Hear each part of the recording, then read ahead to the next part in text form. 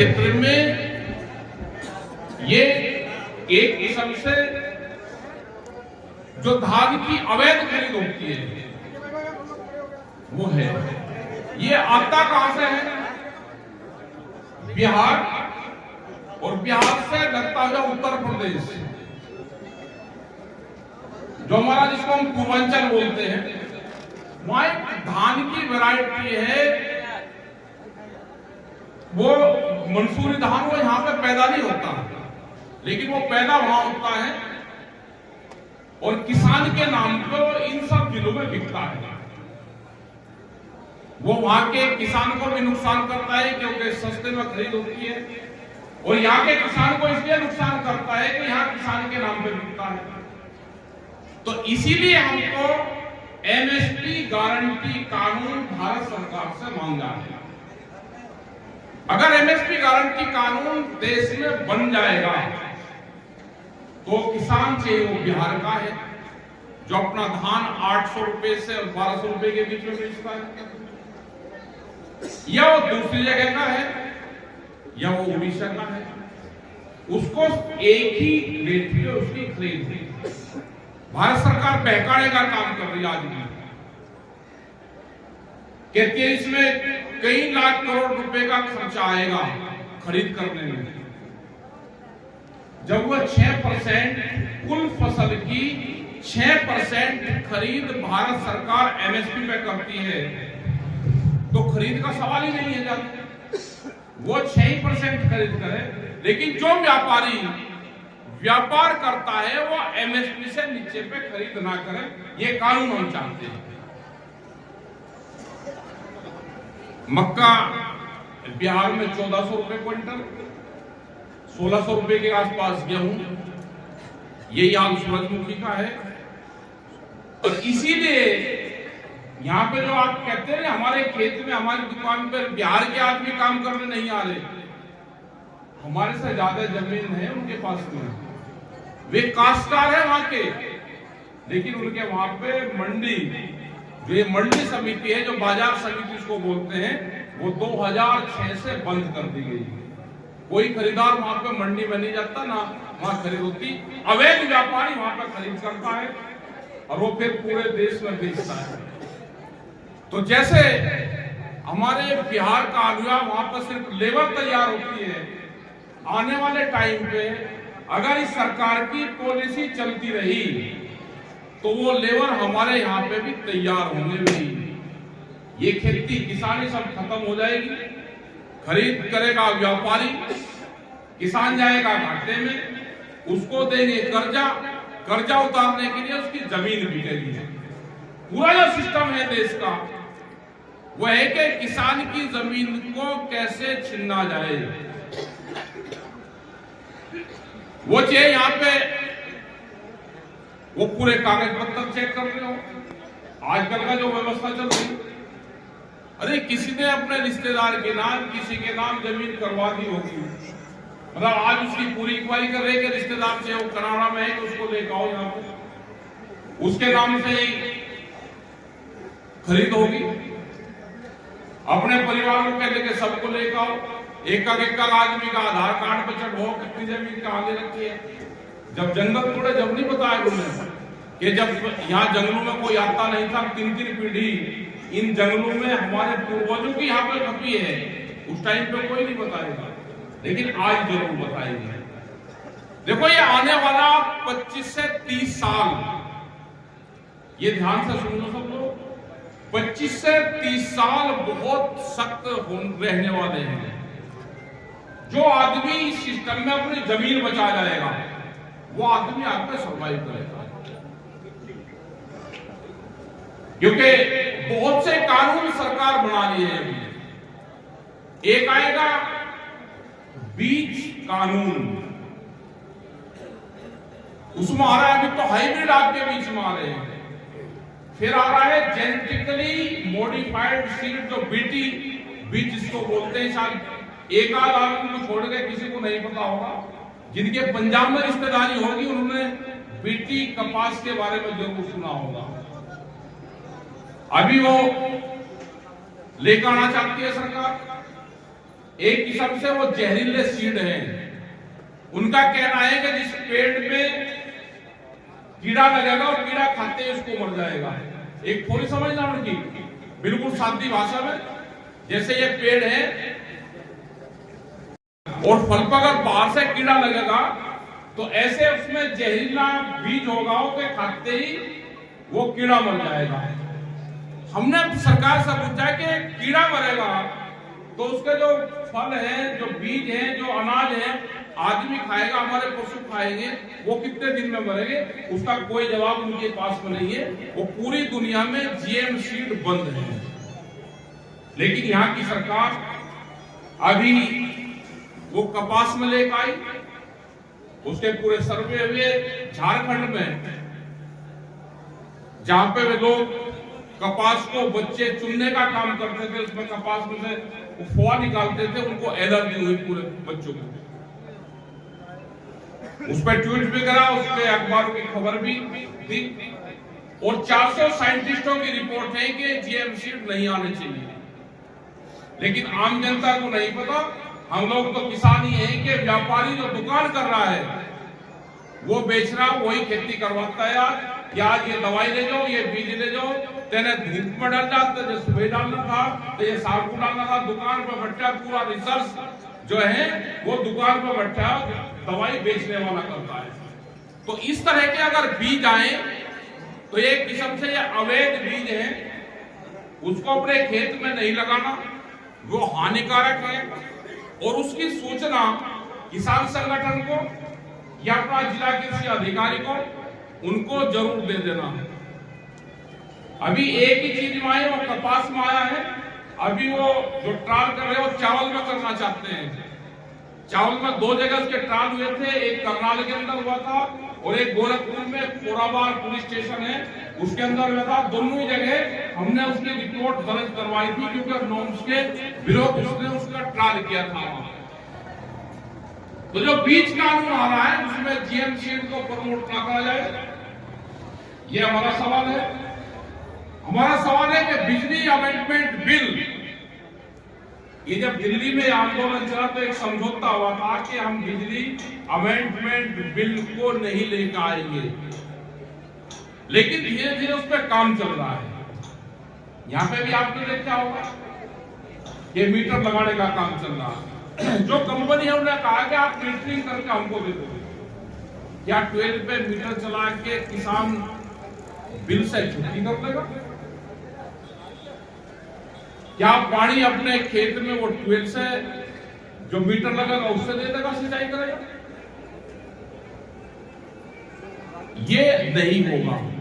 पहले सरकार अपने घोषणा पत्र में, जब 2027 का इलेक्शन होगा, उत्तर प्रदेश सरकार अपने घोषणा पत्र में ये डाल ले कि हम बिजली को प्राइवेट करेंगे, हम 12 रुपए मीटर लगाएंगे, हम हर घर पे मीटर लगाएंगे। अगर वे घोषणा पत्र पे नहीं करेंगे तो हम उसको नहीं लगने देंगे। घोषणा पत्र में बताना पड़ेगा। घोषणा पत्र एक पार्टी का अहम दस्तावेज है।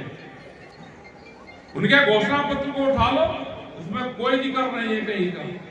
उसमें जिक्र है कि हम बिजली फ्री देंगे 5 साल तक, अगर हमारी सरकार आएगी तो हम किसान को पानी फ्री देंगे, लेकिन नहीं दिया। इसी तरह से फसलों के दाम के सवाल है। जो सरकार गन्ने का रेट नहीं बढ़ा सकती, जिसको मिल चलने से पहले बढ़ाना चाहिए था, जो उसका भुगतान नहीं दिलवा सकती और लोग दूसरे हिस्से में जाएगी, अपना कारोबार खेत खलियान को छोड़ के दूसरे काम पर जा देगी। तो भाई अपना काम करो, अपने संगठन पे ध्यान दो, अपने आंदोलन पे ध्यान दो, अधिकारी से बातचीत करो, उनके बाहर कम से कम जो धरना दे दो, धरने देने भी सीखो। धरने भूल गए हम, इसलिए अधिकारी बेलगाम हो रहे हैं, झूठे मुकदमे लिखवा रहे, एक संगठन के खिलाफ दूसरे संगठन को लड़ा रहे, एक संगठन को उसी संगठन के पदाधिकारी से लड़ा रहे। तो ये अधिकारी को ऊपर से पूरा आदेश है कि किसान संगठन को आपस में उलझा कर रखो, जिससे कोई काम और कर ही न सके। मतलब हजारों देश में संगठन बनवा दिए, हजारों संगठन बन गए देश में। क्या कोई दूसरी भारतीय जनता पार्टी बनाई गई किसी ने? आप उसका भी तो रजिस्ट्रेशन करवा के दिखा लो भाई। एक आदमी कोई और पार्टी का नाम लेकर वो बनवा लो। आप जाओ, कोई भी जाए, नाराज हुई दूसरा संगठन देसी बना दे। अधिकारी ऐसे कर रहे जैसे ब्याहमन होता थे, चल जा बात मारिए यहां चलिए। ये किसान संगठनों को तोड़ने की एक बड़ी साजिश है, देश की जमीन छीनने की बड़ी साजिश है। आपको कर्जे में देंगे, फसलों के दाम देंगे नहीं, आपको कर्जा देंगे और कर्जा फिर वो बगैर जमीन बिके कर्जा उतरेगा नहीं। कितनी सुसाइड हो रही है, कितनी आत्महत्याएं हो रही है, महिलाएं आत्महत्या कर रही। कहने नहीं, महिला तो किसान वही नहीं, वो तो घरेलू झगड़ा होला उसमें आत्महत्या करी, घरेलू क्लेश में आत्महत्या करी। घरेलू क्लेश क्या होता है भाई? उसके नाम जमीन नहीं है तो उसको पता है ना कि लड़की की शादी करनी, कोर्ट देनी है, कुछ और काम करना है, पैसा है नहीं तो सुसाइड घरवाली करेगी, तो महिलाएं हिंदे करेगी। उसको किसान नहीं मानते। जो हमारे भूमिहीन किसान हैं, इनके पास में जमीन नहीं है, दूध का काम करते हैं। पिछले 2 साल में 20 रुपया रेट दूध के कम हुए हैं। क्या बजट में सरकार ने उन महिलाओं के लिए, उन दूध के लिए कोई काम किया? क्या उस 20 रुपए की कोई पूर्ति हुई? जिस तरह से फसलों की जनसंख्या कम हो रही है, एक टाइम पे ये होगा कि हम पूरी खेती दवाइयों पर निर्भर हो जाएगी हमारी। कितनी दवाइयों की दुकान खुल गई? पहले कल दुकान शहरों में होती थी, आज गांव-गांव में दवाइयों की दुकान खोल ली। क्या दवाइयों से इस देश में किसान खेती करेगा? उसमें कितनी लागत बढ़ रही है। तो अगर दूध पे कुछ सब्सिडी सरकार दे दे तो कम से कम पशु पालने का जो काम है, जो पशु को छोटा जा रहा है, ये रुक जाएगा। तो हमारा भी किसान से ये है कि भाई पशु की एक बड़ी बीमारी है कि छुट्टा पशु। छुट्टा पशु ये है कि हमने गोबर की खाद डालनी खेतों में कम करनी। वो अगर दूध नहीं दे रहा, वो गाय भैंसे दूध नहीं दे रही, तो कम से कम गोबर तो दे रही है। आप दवाइयों को घटाकर उसका इस्तेमाल करो, ये समस्याओं का समाधान हो जाएगा। आप उसको सूखा घास डाल दो, गोबर तो देगा। एक फैक्ट्री आपके घर में है, आप उसको छोड़ रहे हो, वो खेतों को नुकसान कर रहे। तो हमको सरकार को भी, अधिकारियों को भी, किसानों को भी, संगठन को भी इस तरफ ध्यान देना पड़ेगा कि हमको दवाइयों का इस्तेमाल कम करें, गोबर का इस्तेमाल ज्यादा करें। ये खर्चे कम करके ही किसान जिंदा रह सकता है। आप खर्चे ज्यादा करके ये जमीन नहीं बचा सकते। पैदावार आपने कोई ठेका ले रखा कि इतनी पैदावार करके हम देंगे? पैदावार दवाइयों से आप करोगे, फिर आंदोलन करोगे कि हमारी बिक नहीं रही। आप इसको 40% 30% इस देश की पैदावार घटा दो, घटे हुई पैदावार आपको कीमत ज्यादा देगी। इस सरकार का भी राह बैठ जाएगा। देश में एग्रीकल्चर हड़ताल की जरूरत है। अब देश में एग्रीकल्चर हड़ताल की जरूरत है, उस पर ध्यान दे लेना। यहाँ पे भी अभी अप्रैल में गेहूं को धान बोना शुरू कर दोगे। शांति धान है भाई, जो हमारा ओरिजिनल धान आता है उसको पीटता है। फिर आप खेत में इस मिट्टी में कुछ छोड़ोगे या नहीं छोड़ोगे? इसको भी बंद कर लो। पानी की खपत सबसे ज्यादा होती है इसमें, और जो हमारा ओरिजिनल धान आएगा उसको पीटता है। फिर कम से कम धूप अपने खेत को भी दिखा दो। अगर हमारा गिल्ला कपड़ा हो जाए क्या है और छाया में सूख जाएगा, वो इसके लिए भी एनर्जी। तो थोड़ा थोड़ा सा आप अपने खेती को खुली छोड़ना शुरू करो, पैदावार भी बढ़ जाएगी, खर्चा कम हो जाएगा, थोड़ा सा सरकार का भी इसका इलाज हो जाएगा। तो इस पे भी अपना काम करें। दवाइयों का थोड़ा सा इस्तेमाल कम कर दो। जो हमारे इशू है, क्योंकि भारत सरकार अभी बातचीत को कोई तैयार नहीं है। जैसे हमारे आंदोलन वहां पर चले हुए हैं पंजाब और हरियाणा के बॉर्डर पे, उनकी 2 दिन पहले बातचीत हुई थी। अब उनको टाइम कब का दिया? अब टाइम दिया तो 19 मार्च का, 1 महीने बाद का टाइम दिया बातचीत करने का। समाधान क्या होगा कुछ नहीं पता। जैसे हमारे अभी साथी ने कहा कि भूख हड़ताल, वे 90 दिन से भूख हड़ताल पे हैं, लेकिन कोई समाधान नहीं निकला अभी। तो ये सरकार जो है, भूख हड़ताल जब होती थी जब राजा महाराजाओं की सरकार होती थी, उनसे लड़ नहीं सकते थे तो दया पर निर्भर कर लेते थे। आज के सरकार तो भाई उनके बाहर लंगर चलाओ, जो हमारे बाबा जी चला रहे, उनके बाहर ही धरने में बैठो। बगैर लंगर के आंदोलन नहीं चलते। तो वहां का भी जो हमारा आंदोलन चले हुए हैं, पूरा एसकेएम ने उनको समर्थन किया है।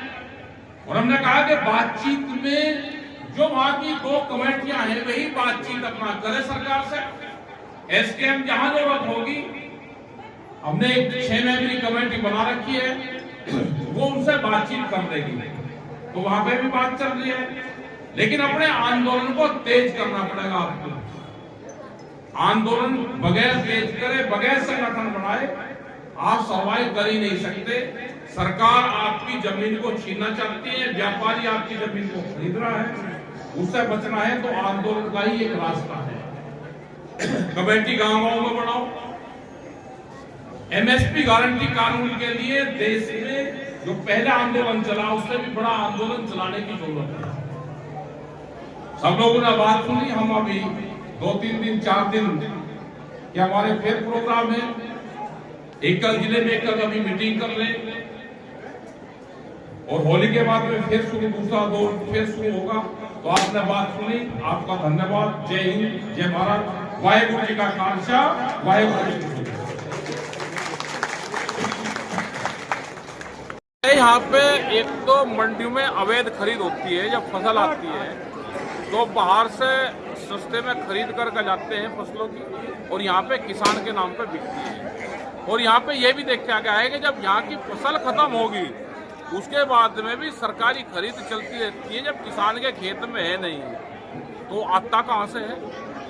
ऐसे ही एक मामला हमने रामपुर डिस्ट्रिक्ट में पकड़ा था, वो सरकार को दिया भी था, और अकेला 200 करोड़ रुपए का घोटाला 1 साल में धान में था वहाँ पे। यही गड़बड़ यहाँ पे है। लगातार महापंचायतें कर रहे हैं, लेकिन एमएसपी कानून को लागू नहीं हो पा रहा है। एमएसपी कानून लागू नहीं हुआ। हमारी डिमांड ये है कि एमएसपी गारंटी कानून देश में लागू हो। उसके लिए जन जागरण अभियान हमारा चला हुआ है। जिस दिन वो लागू हो जाएगा तो उसका सीधा फायदा पूरे देश के किसान को होगा। भारत सरकार, क्योंकि ये जो सरकार है ये व्यापारियों की सरकार है, ये पूंजीवाद को बढ़ावा दे रही है, पूंजीपतियों को नुकसान ना हो, इसलिए एमएसपी गारंटी कानून देश में लागू नहीं कर रहे।